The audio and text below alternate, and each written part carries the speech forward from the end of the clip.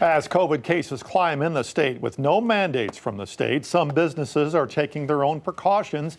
5 News reporter Catherine Gilko checked with local restaurants to see how they're responding to this increase.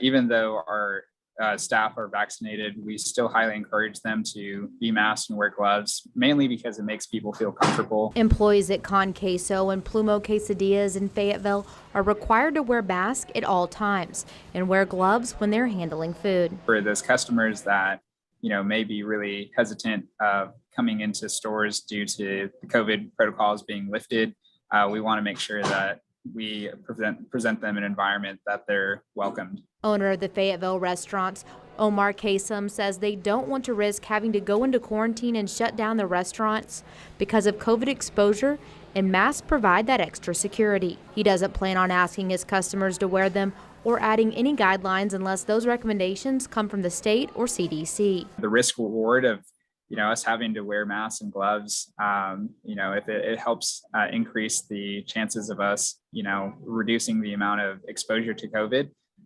that's definitely a trade-off we're willing to make.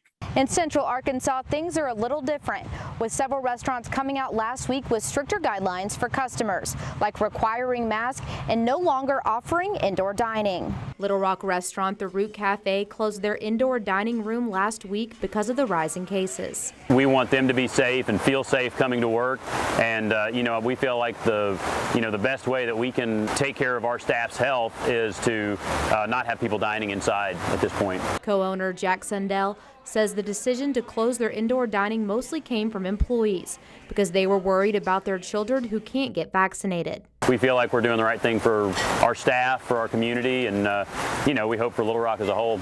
In Fayetteville, covering news where you live, Catherine Gilker, 5 News. A law passed by the legislature this spring does not allow the state to implement any statewide mask mandates. That law goes into effect, by the way, this week.